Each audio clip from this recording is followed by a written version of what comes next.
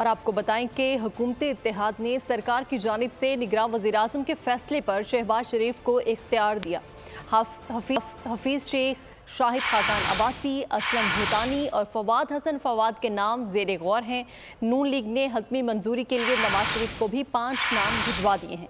इत्तेहादी जमातों के इजलास में 9 अगस्त को असम्बलियाँ तहलील करने पर भी इत्तेफाक हो गया।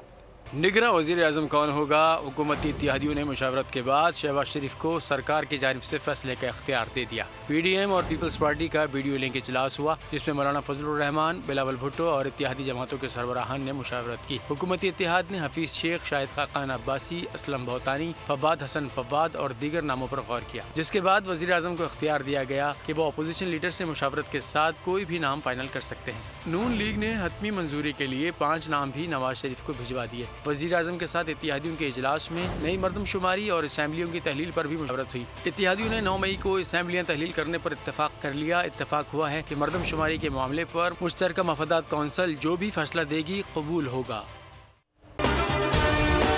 अगर आपको हमारी ये वीडियो पसंद आई है तो हमारे चैनल को सब्सक्राइब करें और बेल आइकन पर क्लिक करें।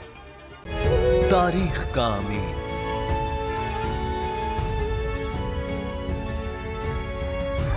आजादी की अलामत,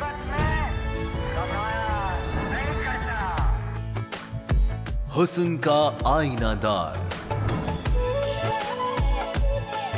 फिक्रो नजरिए की अक्कास,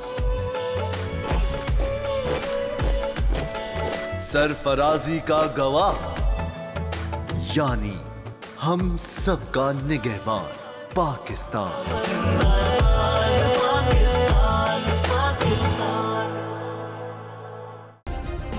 सब्सक्राइब करें और बेल दबाएं ताकि कोई खबर रह न जाए।